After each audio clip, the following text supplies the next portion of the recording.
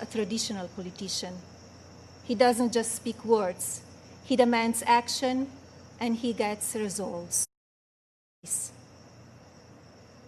The common thread in all of these challenging situations is the unwavering resolve to help one another. I recognize the stories I just told about people who survive extraordinary circumstances. But Donald and I are also inspired by the millions of Americans who wake up each day with a simple yet courageous goal of providing for their families and keeping them safe. You are the backbone of this country.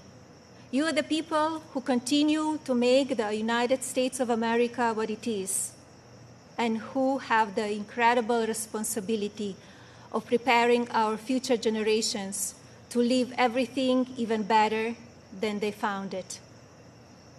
Just as you are fighting for your families, my husband, our family, and the people in this administration are here fighting for you. No matter the amount of negative or false media headlines or attacks from the other side, Donald Trump has not and will not lose focus on you. He loves this country, and he knows how to get things done. As you have learned over the past 5 years, he is not a traditional politician. He doesn't just speak words. He demands action, and he gets results. The future of our country has always been very important to him, and it is something that I have always admired. In fact, it is to help ensure a better future for our next generation that I launched Be Best, my initiative to help children achieve their fullest potential. Be Best has one simple goal: teaching youth about the importance of their well-being, both mentally and physically. This also includes understanding online safety and the dangers of opioid and drug abuse. Through Be Best, my office and I have been able to highlight people, programs, and organizations that are doing extraordinary things in our country and around the world. I continue to believe that by shining a light on these positive examples, others across the country and globe will become inspired to do their part for our next generation. Helping children is not a political goal. It is our moral imperative. When I think back to a defining moment of Be Best, my mind goes to a trip I took to Africa. On that vast and beautiful continent, I was able to visit the countries of Ghana, Malawi, Kenya, and Egypt. One of those visits, in particular, had a profound impact on me. Ghana, on the coast of West Africa, was the first stop on my trip, and I experienced firsthand its warm people and their traditions. While there, I visited the Cape Coast Castle and learned more about the beginning of a cruel and often deadly journey in the era of the slave trade. I was horrified when I listened to the guide tell me so many inhumane stories, and I gained new perspectives. It is time in our history we must never forget, so that we can ensure that it never happens again. Like all of you, I have reflected on the racial unrest in our country. It is a harsh reality that we are not proud of parts of our history. I encourage people to focus on our future while still learning from our past. We must remember that today we are all one community comprised of many races, religions, and ethnicities. Our diverse and storied history is what makes our country strong, and yet we still have so much to learn from one another. With that in mind, I like to call on the citizens of this country to take a moment, pause, and look at things from all perspectives. I urge people to come together in a civil manner so we can work and live up to our standard American ideals.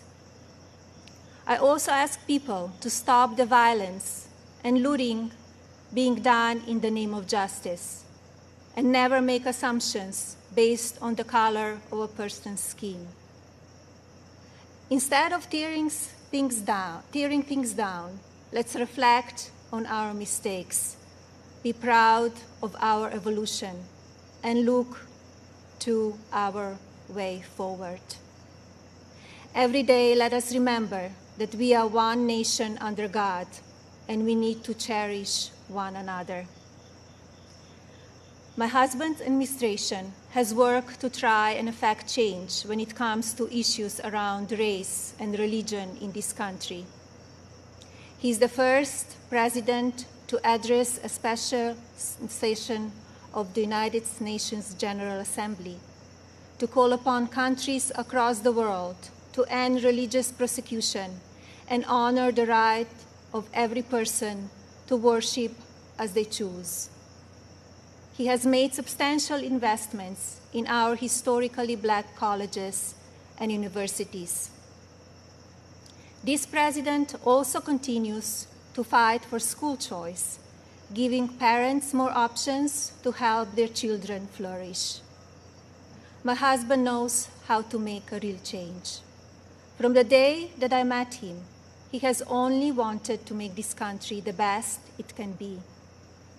For many years, I watched him grow concerned and frustrated, and I'm so proud to see the many things he has done in such a short time. America is in his heart. So while at times we only see the worst of people and politics on the evening news, let's remember how we come together in the most difficult times. And while debate rages on about issues of race, let's focus on the strides we have made and work together for a better tomorrow for everyone.